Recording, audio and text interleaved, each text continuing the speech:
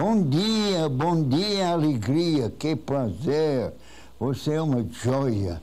É bom estar com você. Vai gostar muito hoje de doutora Núbia, porque ela vai falar sobre a vida. Mas a vida é Jesus Cristo ressuscitado, rolando a pedra fora e Jesus ressuscitando na vida. A Divina Majestade de Deus, na sua autocomunicação conosco, Ele comunica-se pelas flores, pelas nuvens, pelo sol, pelos nossos amigos, mas principalmente a palavra dele, que é Jesus Cristo. E esta palavra dá o amor, o dom do Espírito Santo. E catolicamente falando, na mediatriz de todas as graças, bem, Deus dá a nós pela Maria Virgem, Mãe de Jesus. É tão belo. E a doutora Núbia vai falar, ela é advogada, ela é professora, ela é socióloga, tanta coisa, fundou tantas fazendas do Senhor Jesus neste Brasil para alcoólatras e toxicômanos, tem tanta coisa, e agora ela vai falar sobre a vida que a doutora Núbia viva. Doutora. Bom dia, caros telespectadores. Ontem deparei com um texto, aliás, uma mensagem que eu recebi pela internet da Cora Coralina sobre a vida. Eu achei muito bonito. É um texto um pouco longo, então eu vou ler só o final que eu achei mais interessante, porque, enfim, achei mais interessante. Tenho consciência de ser autêntica e procuro superar todos os dias minha própria personalidade, despedaçando dentro de mim tudo que é velho e morto, pois lutar é a palavra vibrante que levanta os fracos e determina os fortes. O importante é semear, produzir milhões de sorrisos de solidariedade e amizade. Procuro semear otimismo e plantar sementes de paz e justiça. Digo o que penso com esperança, penso no que faço com fé, faço o que devo fazer com amor. Eu me esforço para ser cada dia melhor, pois bondade também se aprende. Não morre aquele que deixou na terra a melodia de seu cântico, na música de seus versos. Como ela é uma poetisa fantástica, não é? E toda a poesia é muito bonita, mas é um pouco longa. Quem sabe no segundo bloco eu leio a primeira parte, não é? Então, nós vamos falar hoje sobre a vida. E conta-se da vida de Buda, que ele estava reunido com os seus discípulos, conversando, e chegou um ancião e perguntou para ele: Buda, quantos anos você quer viver? Peça 1 milhão de anos. Ele disse: não, eu não vou pedir 1 milhão de anos porque eu vou prejudicar a minha qualidade de vida. Eu quero viver mais 8 anos só. E daí, quando o ancião saiu, os discípulos cobraram dele: mas como, Buda? Você poderia ajudar tantas gerações com tantos ensinamentos, com tanto conhecimento que você tem, por que você não pediu logo 1 milhão de anos? Ele falou: não, se eu ficar preocupado em ter mais anos, eu não vou me preocupar com a qualidade da minha vida, mas com a minha sobrevida. É interessante, né, o pensamento desse grande filósofo, né? E assim é, parece que não importa o número de anos que nós temos, mas a qualidade. Santa Teresinha, por exemplo, morreu com 24 anos. Que vida profícua, que apostolado intenso da oração, através das mortificações, ela fez, não é? Então, vamos reconhecer que é mais importante a nossa qualidade de vida. E para a gente ter vida, há uma coisa interessante que é colocada. Quando nós temos, se a gente colocar um controle relógio, melhor, se a gente colocar um receptor eletrônico no cérebro de um um cachorro, de um gato, de um urso, seja o que for, e mandar esse animal para longe de casa, quilômetros, talvez muitos e muitos quilômetros, e a gente tendo na mão um controle remoto, a gente pode controlar esse cachorro, esse gato, esse urso, seja o que for, mandando ele ficar de pé, mandando ele deitar, mandando ele andar, mandando ele dar reviravolta e coisas assim, não é? Este é um gato vivo? Um controle remoto controlando um animal. Né? Mas viva este Vivo, animal? claro, vivo. Mesmo? Ah. Então, eu que faço o controle remoto com as coisas inanimadas também, não é? Com a televisão e com o carro, etc. Quando nós não temos autonomia, ou autoridade, ou personalidade para resolver o que nós queremos, nós também estamos submetidos a um controle remoto, não é? Então, nós temos que, primeiro ponto, verificar que se nós queremos estar vivos, nós temos que decidir o que nós queremos fazer, cada um de nós. Exatamente onde, até quando, etc. Para não termos alguém com controle remoto em cima de nós. E muitas pessoas que procuram profissionais da linha da terapia, psicoterapia, psicólogo, psiquiatras, qualquer tipo de tratamento, às vezes vão porque são controladas pelo marido, pelo filho, pela mulher.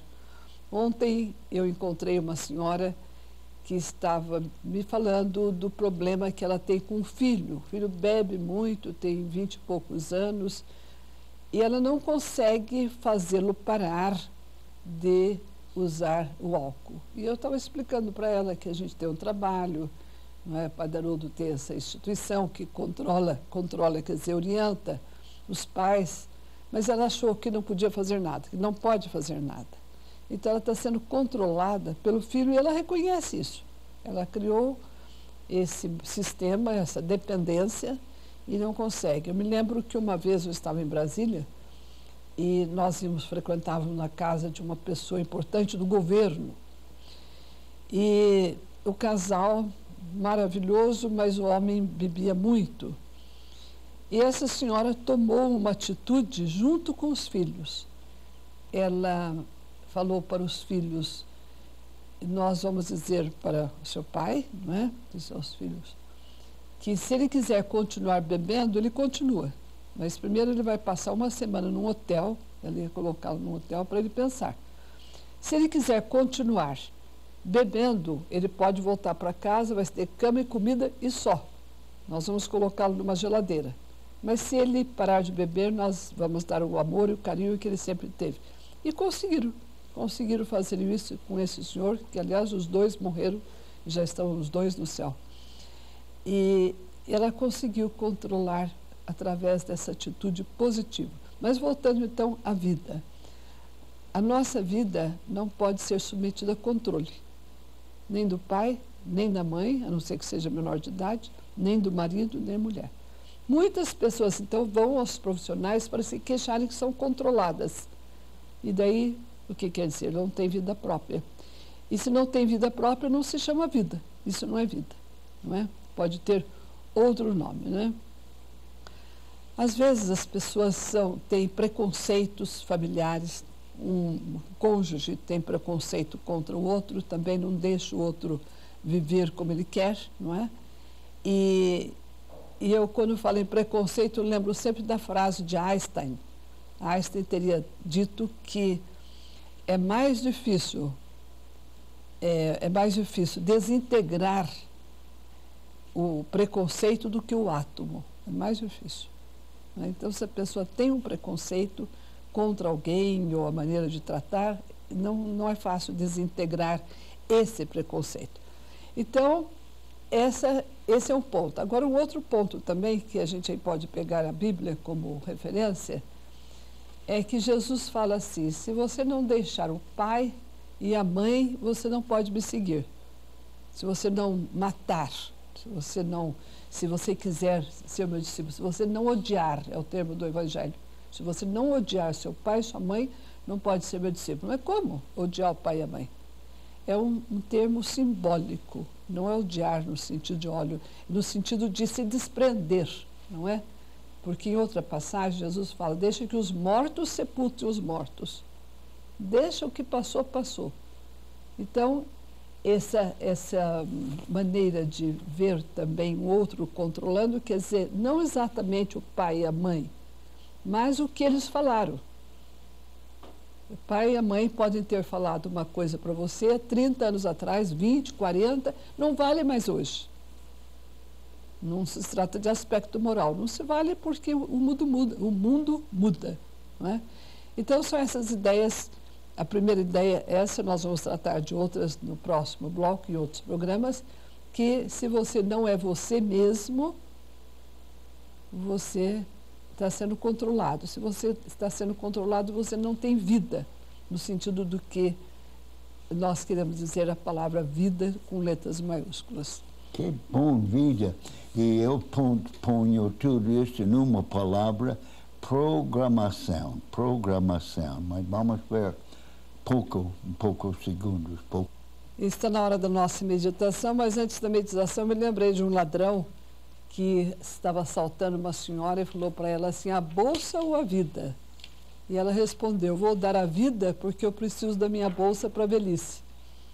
Eu acho que mais ou menos é por aí o que muitas vezes nós trocamos durante a nossa existência, não é? Olhos fechados, pés apoiados no chão,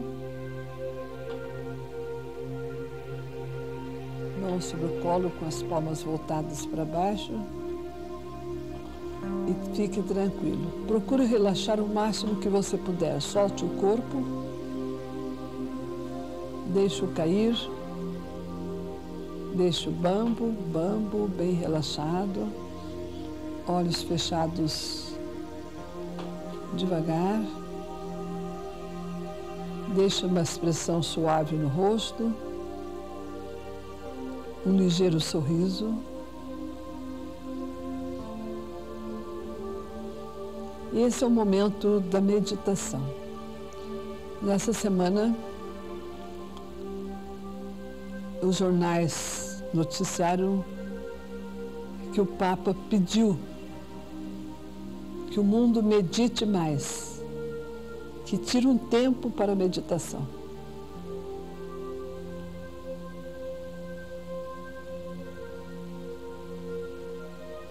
Esse momento de relaxamento, de interiorização, de paz, de alegria, de estar consigo mesmo. E em silêncio, poder ouvir melhor a voz de Deus.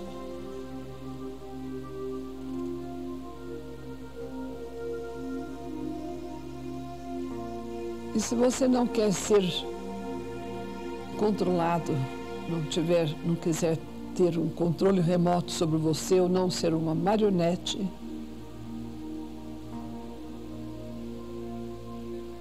você precisa examinar se os seus pensamentos, palavras, seus comportamentos, atitudes são seus próprios ou não.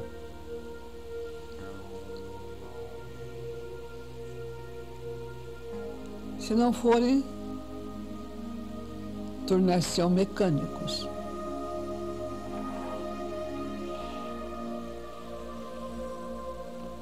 Se não forem próprios, você estará sendo tratado como um cachorro com controle remoto.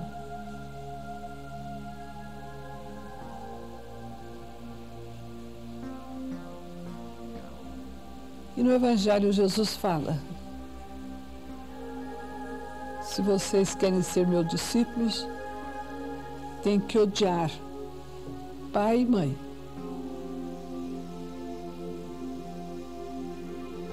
Tem que desaprender muitas coisas que vocês aprenderam.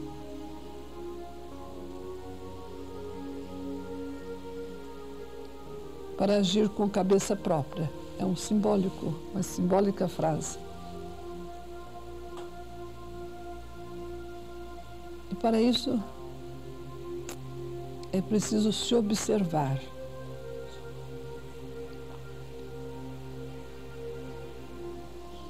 E como dizia Buda, se preocupar mais com a qualidade da vida do que com o número dos anos.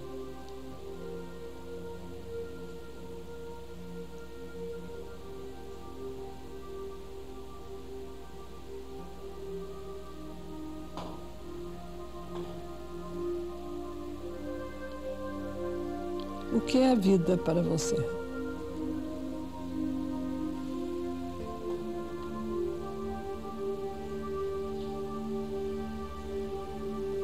A vida é uma só.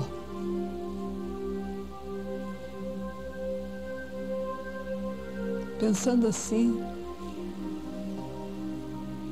quanto temos que valorizá-la? Porque os minutos que passam não voltam mais.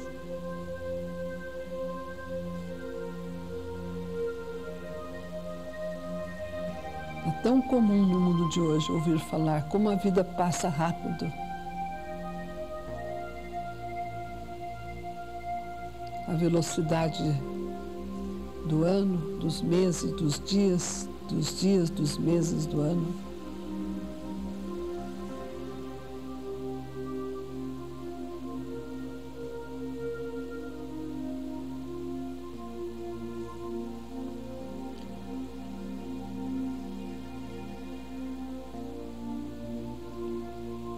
Eu li uma frase tão impressionante esses dias.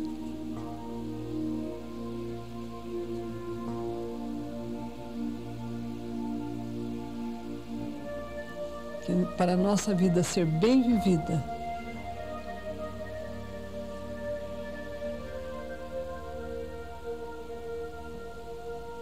temos que estar sempre vivendo-a com alegria.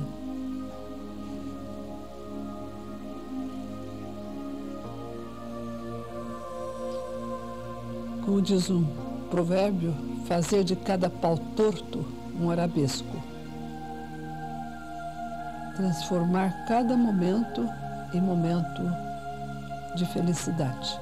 Transformar, se não for transformar, de alegria, de festa.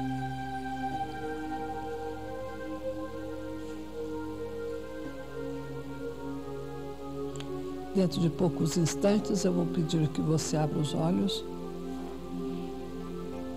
e acompanhe o que o Padre Haroldo vai falar. Pode abrir os olhos. Eu falo que tudo isto é programação. A doutora Núbia sabe muito bem programar, mas Jesus também. Eu, no momento, estou gostando muito da ideia de Deus, a palavra autocomunicação. Deus, em vez de pensar Deus existe, Deus não existe, como é Deus, etc., eu gosto de ver Deus, a Divina Majestade, Deus Trino, autocomunicando-se conosco, através de Jesus, através do Espírito Santo e Maria. Mas Jesus programou Maria com uma palavra. Ele falou Maria. Uma palavra, uma só palavra. Uma palavra tão importante. Uma palavra de amor, falado com amor. Mas sabe o que? Você sabe que a revista Time está em cada nação na língua deles, relativamente falando. O primeiro artigo, semana passada, na revista Time foi sobre a sua beleza. Como falou? Falou com uma pessoa tipo médico, engenheiro, advogado, que é lindo, ou a mulher linda, ganha 260 mil dólares mais na mesma profissão do que uma pessoa que não é bonita. Já pensou nisto? Que programação tem a beleza de nosso psicossomático? Mas tem muitas pessoas que não têm esta beleza. E a revista fala o que elas devem fazer. Para ganhar menos dinheiro na mesma profissão, elas têm que ficar limpo. Se é uma mulher, saber fazer como faz a face, cabelo, se é homem, como usar gravata, terno, etc. Mas não tem nada igualmente que ganha tanto dinheiro do que a beleza da pessoa. Este se chama programação. E a doutora Nubia é fantástico nisto, falando como estamos programados. A mãe fala, você é um burro. Eu tenho que cancelar. Não sou burro, eu sou uma pessoa. Eu sou filho de Deus, herdeiro das coisas celestiais. Você não presta, cancelado, presto. Eu sou bom, eu faço tudo possível para ser aquela pessoa que devo ser. Temos que sempre ler, estudar, viver corretamente, nos programando para sermos aquele que Deus quer de nós. Então, doutora Nubia, você termina sobre a sua ideia de programação. Então, mais do que sobre a programação, sobre a vida mecânica, que muitas vezes a pessoa leva. Para poder terminar com essa vida mecânica e não ser controlada, existem exercícios.